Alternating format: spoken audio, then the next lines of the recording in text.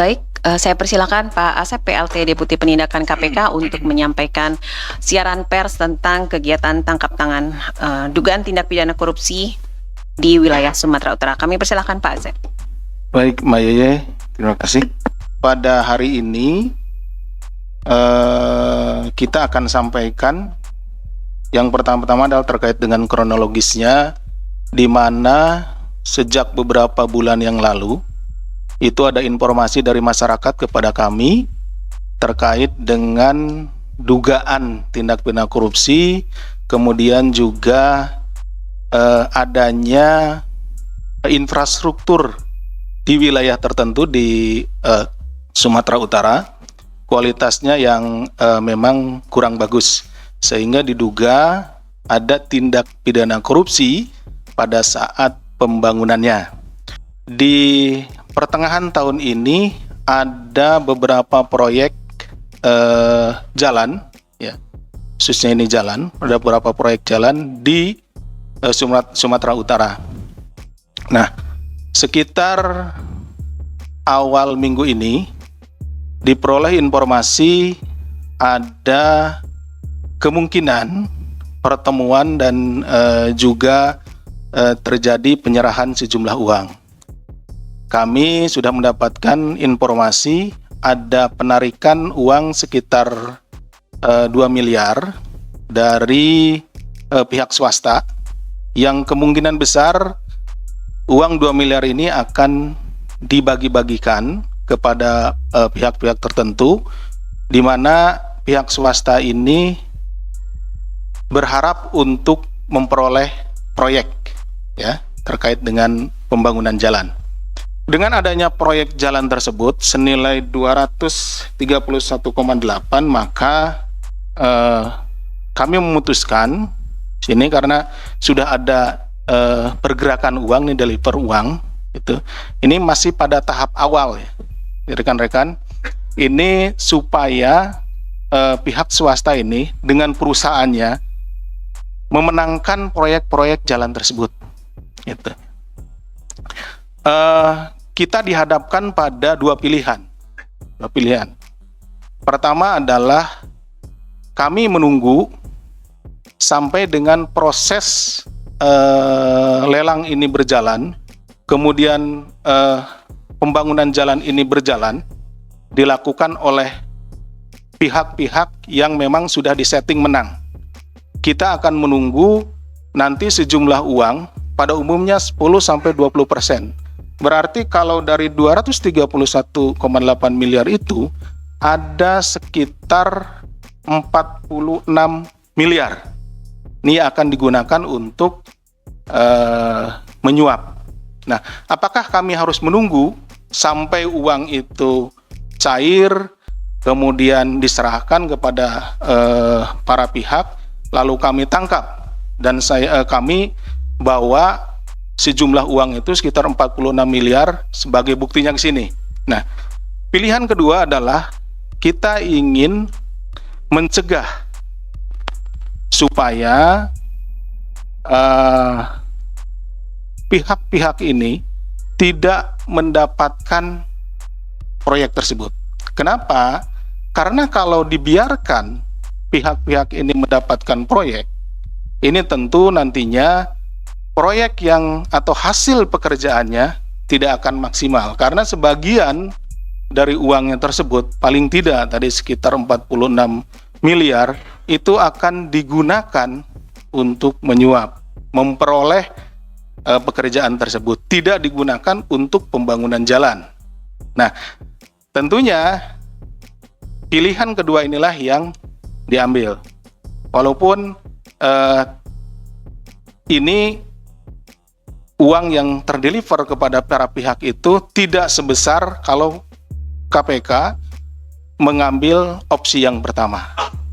Tetapi tentunya kebermanfaatan dari masyarakat akan lebih besar kalau mengambil opsi yang kedua. Kenapa?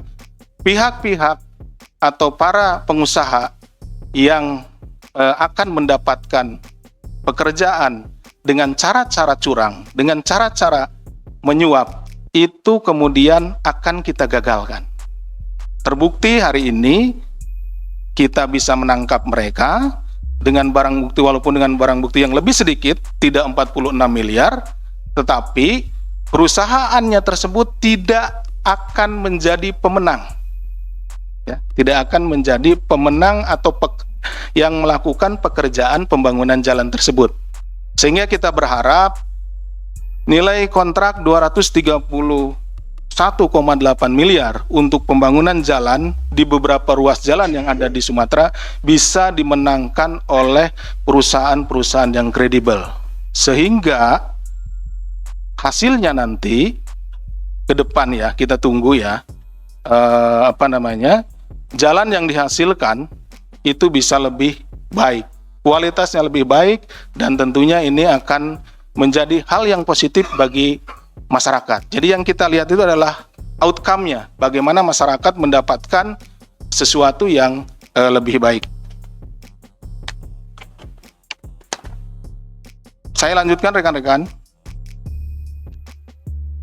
Kronologisnya adalah sebagai berikut, bahwa pada tanggal 22 April tahun 2025, Saudara Kir, ini adalah Direktur Utama PT DNG, bersama dengan Saudara TOP, selaku Kepala Dinas PUPR Provinsi Sumut, kemudian juga Saudara RES, selaku Kepala UPTD Gunung Tua Dinas PUPR Provinsi Sumut, merangkap sebagai PPK atau pejabat pembuat komitmen, dan staf UPTD Gunung Tua lainnya melakukan survei off-road di daerah desa Sipiongot dalam rangka meninjau lokasi proyek pembangunan jalan.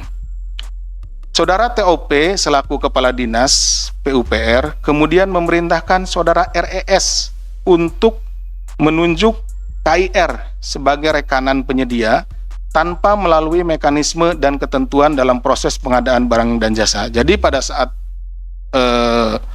melakukan survei tersebut, seharusnya pihak swasta itu tidak hanya sendirian yang diikutkan. Di sini sudah diikutkan Saudara KIR sebagai Direktur Utama PT DNJ, ini sudah dibawa sama Saudara TOP ini, Kepala Dinas PUPR. Kemudian juga TOP ini memerintahkan Saudara RES untuk menunjuk Saudara Kir. Sini sudah terlihat perbuatannya, meeting of mind-nya sudah terlihat bahwa ada kecurangan, ada ditunjuk. Seharusnya ini kan melalui proses lelang yang memang benar-benar transparan gitu ya, tidak ditunjuk seperti itu. Kemudian pengadaan tersebut di jalan proyek pembangunan jalan Kutaim Baru Sipiongot itu nilai proyeknya tersebut sekitar 157,8 miliar. KIR kemudian dihubungi oleh Saudara RES yang memberitahu bahwa pada bulan Juni 2025, bulan ini ya, akan tayang proyek pembangunan jalan dan meminta KIR menindaklanjutinya dengan memasukkan penawaran. Jadi nanti proyek-proyek tersebut akan tayang ya, dan tinggal masukkan penawarannya gitu. KIR ini sebagai Direktur Utama PT DNG. Kemudian pada tanggal 23 sampai 26 Juni 2025, KIR kemudian memerintahkan stafnya untuk berkoordinasi dengan RES dan staf UPTD untuk mempersiapkan hal-hal teknis sehubungan dengan proses e-katalog. Jadi sudah dipersiapkan segala sesuatunya. Dari awal memang PT DNG ini yang ditunjuk akan menjadi pemenangnya. Selanjutnya KIR bersama dengan RES dan staf UPTD mengatur proses e-katalog sehingga PT DGN dapat menang proyek pembangunan jalan Sipiongot Batas Labusal. Untuk proyek lainnya disarankan agar penayangan paket lainnya diberi jeda seminggu agar tidak terlalu mencolok. Jadi mereka juga sudah mengatur waktunya. Jangan sampai dalam waktu yang berdekatan DNG itu menjadi pemenang. Jadi terus-terusan dia menjadi pemenang proyek jalan tersebut. Jadi diatur waktunya, diatur juga cara memasukkan syarat-syaratnya dan lain-lainnya. Bahwa atas pengaturan proses e-katalog di Dinas PUPR Provinsi Sumut tersebut terdapat pemberian uang dari KIR dan RAY untuk RES yang dilakukan melalui transfer rekening.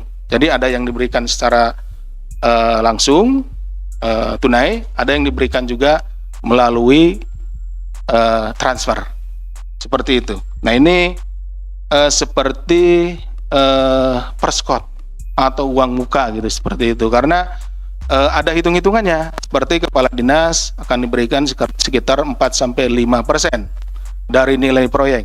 Kalau dikira-kira ya dari 231,8 miliar itu 4%-nya sekitar 8 miliaran ya itu, tapi nanti bertahap setelah proyeknya selesai karena pembayarannya pun termin gitu ya, ada termin pembayarannya.